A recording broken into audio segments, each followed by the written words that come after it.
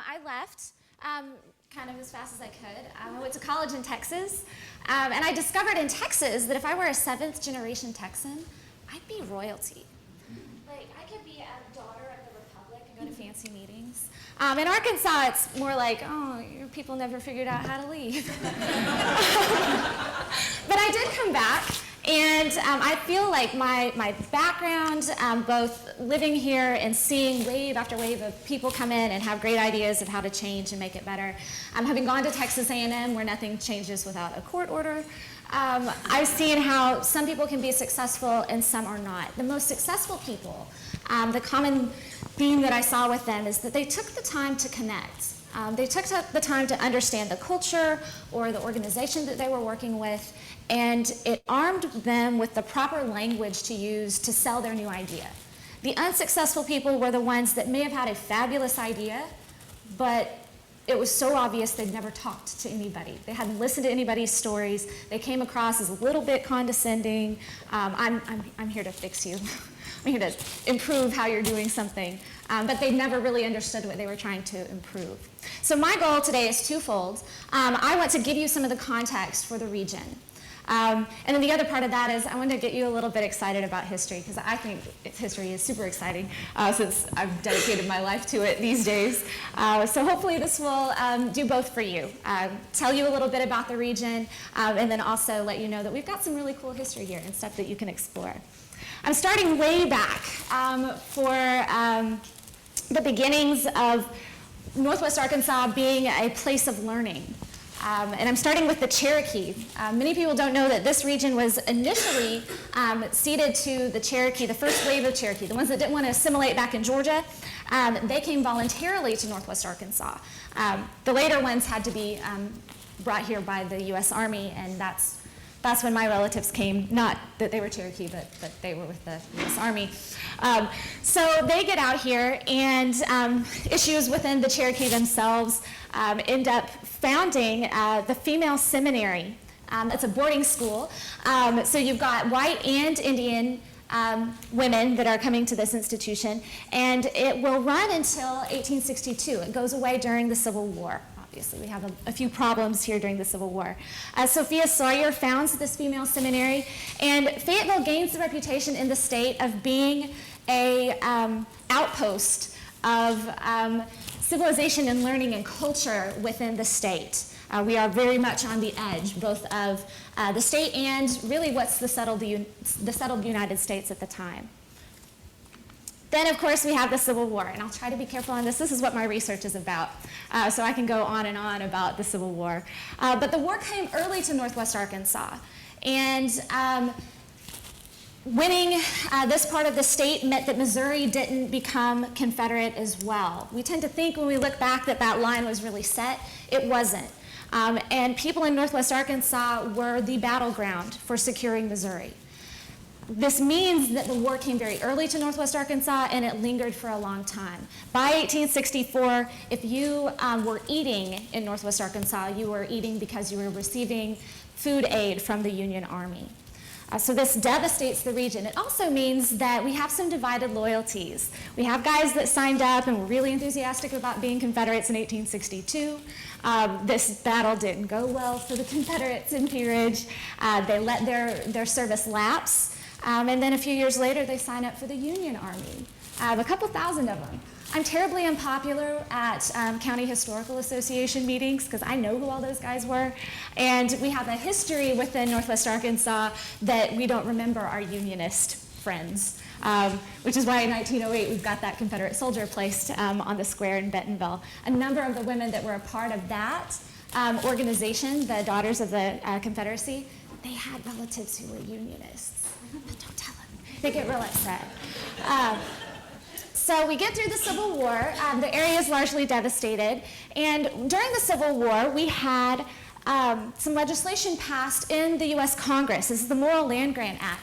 Almost as soon as those Southern congressmen left, they run this act through Congress. The Southerners were the problem with it. Southerners have a bad history of not wanting to educate people because their cotton pickers don't need to know how to read.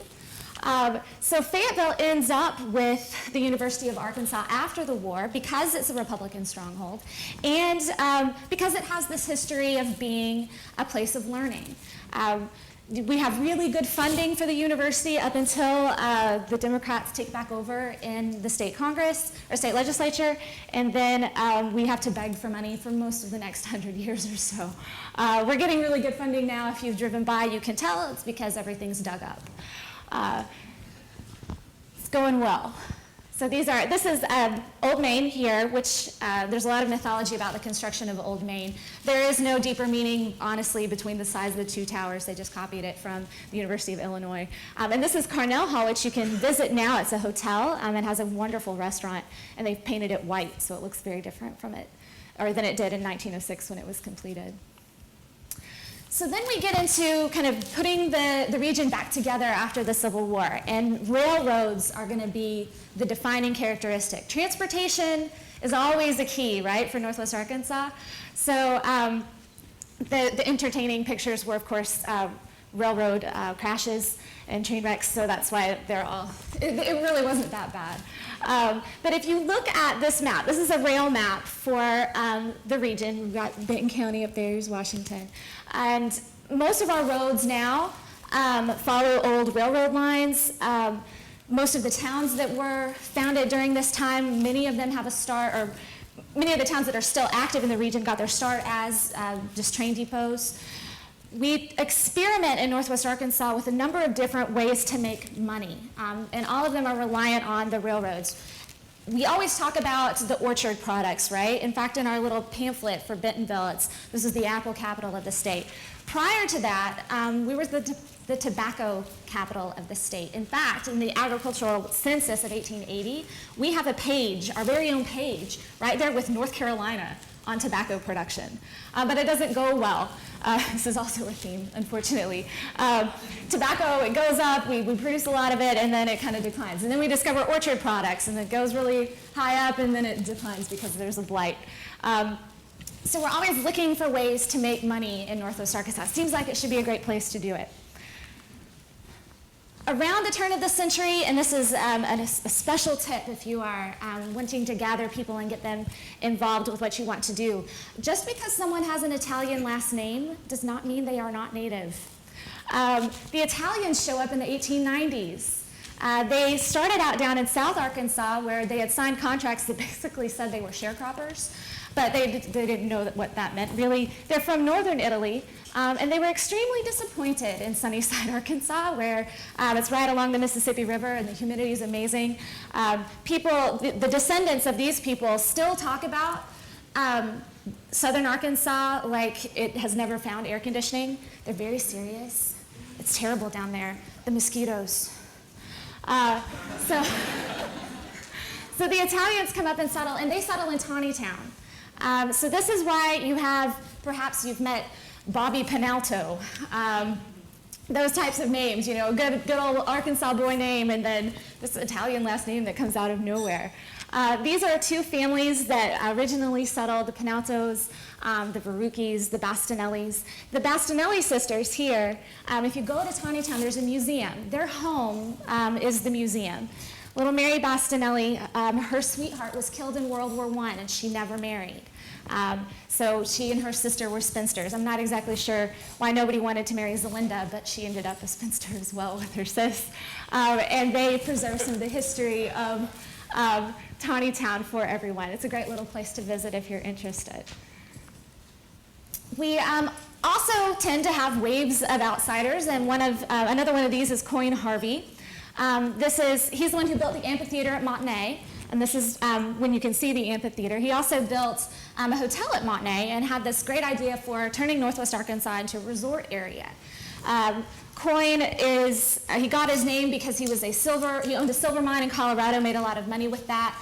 And in the 1890s or so, there's a big push to make silver a part of the currency system, as one would expect a silver miner to be in favor of.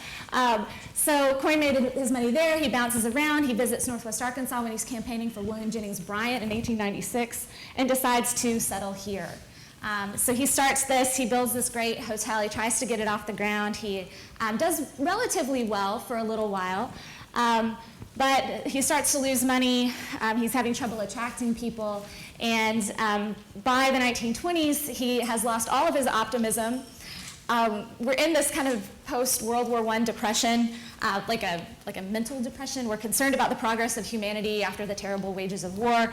Harvey was really concerned about that, so he built actually the amphitheater as the entryway to this great pyramid where we were going to preserve all of the knowledge of the world, because clearly if World War I happened, civilization is nearing its end. So he ends up a little bit pessimistic. But keep that in mind whenever you go visit. Whenever the lake's low out on Beaver Lake, you can go visit the amphitheater and see.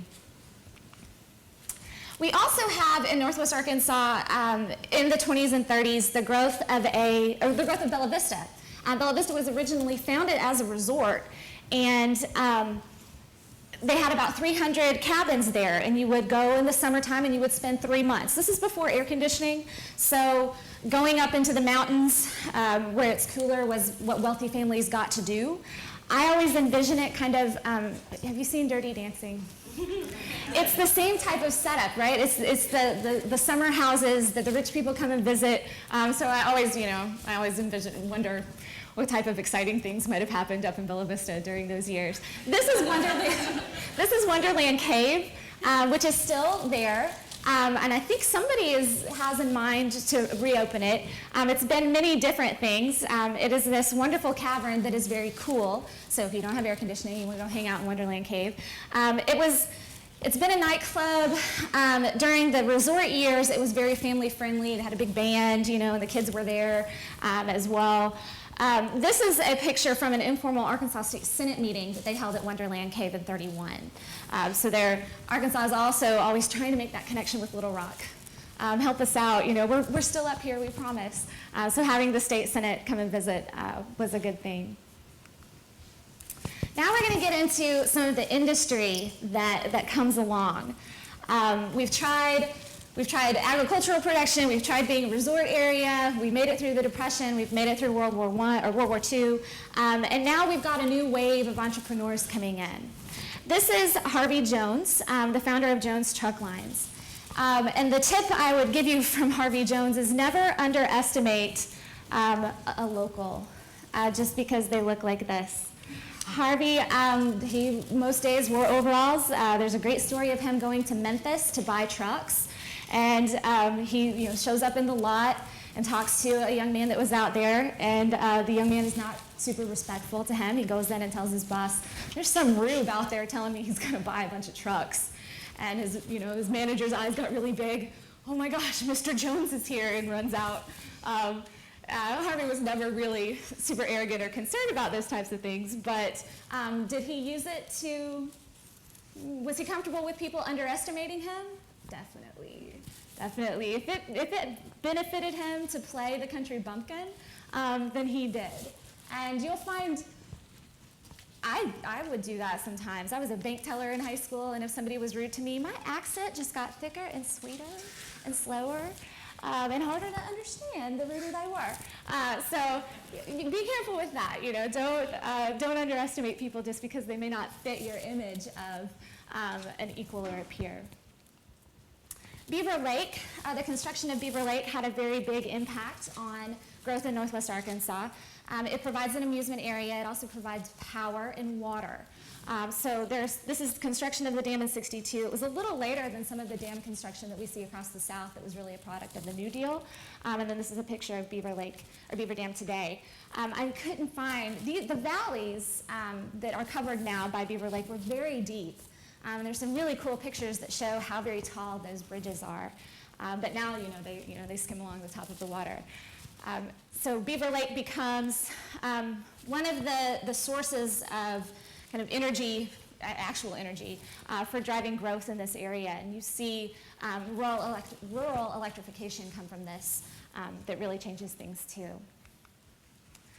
I can't not talk about Tyson. Tyson Foods they obviously get their start here. They start out as just a hatchery. So they worked their business model into maybe how it would work best in Northwest Arkansas. They start as a hatchery. They pay people to use their own chicken houses to raise the chickens, and that's how they grow. I grew up on a chicken farm, and we tend to sometimes idealize rural living. I can tell you right now that I spent many a Saturday scrubbing chicken waterers going, I'm going to college, I'm getting out of here, I'm not marrying a farmer. But Tyson had a very strong impact on Northwest Arkansas. It really puts us on the map. And many people feel that you combine the trucking industry that Jones brings, you combine chicken production and processing that Tyson brings, and it creates this fertile ground that allows for the creation of Walmart. You've got these people with money to spend now with Sam Walton's great idea. Sam and his wife Helen were extremely important here in Bentonville. And as a native, I still don't really grasp, I don't think, exactly the size and scope of what they've created. And I don't know if they did either, not really. When I was a senior in high school, we had a tour led by Miss Helen at the new visitor center as soon as it opened. And she did a lot to smooth over my feelings. It had been the ice cream parlor in town for a long time. And they closed it to create a museum, and I was kind of unamused. But Helen, when she walked us through there, she talked about it like it was their little hometown business that had made good. And it wasn't until I went to college in Texas that I realized, wow, that's really a big deal. People don't really like Walmart. I didn't even realize. So I would invite you to talk to people too, especially if you're really new to the area. Talk to people and get their feel for what they think of Walmart. Because you might be assuming how that's being envisioned by someone, and you might be off on that. They were grandparents of people I went to school with, very accessible, never difficult or arrogant in any way, and that also makes some people stand out when they could have kind of high on themselves and talk about their role. If you're talking to people that knew the founders or knew the people that built up Walmart at first, and they aren't like that, then you're going to inadvertently, I think, step on some toes. So, the Waltons. I'm going to leave you with some opportunities to explore. I hope that I've excited you a little bit. We've got some cool history here in Northwest Arkansas. There are bunches of places that you can visit. If you're into battlefields, go to Pea Ridge Battlefields. If you're not into battlefields, it's beautiful hiking up there, and parts of it are relatively flat. It's easier to fight a battle on a flat surface, so helps out. We've also got Prairie Grove, which is the secondary, which is a later battlefield. The Rogers History Museum is a great resource. They are particularly focused on the railroads because Rogers was really part of, kind of key for the headquarters of the Frisco line. The Shiloh Museum of Ozark History in Springdale has a broader view, and they do a number of different events and stuff. If you are interested in Civil War history, on November 10th, they are doing an event to expand on that and talk about the home front here in Northwest Arkansas. And then the Tawnytown Museum is available. It's on a seasonal schedule, so you should probably double check before you go visit. But you can see how these immigrants who still think they're immigrants even though they've been here for 100 years, see how they operate. And then lastly, and I forgot to put it up there, there is an encyclopedia of Arkansas history and culture online. It is excellent. It is peer-reviewed. They invite poor grad students like me to write stuff for it, and then they edit it. And you can find, you can type in a name, you can type in a place, and you will more than likely get some information about it. So that's the Encyclopedia of Arkansas History and Culture. So, thank you, and I hope that I've gotten you started off on a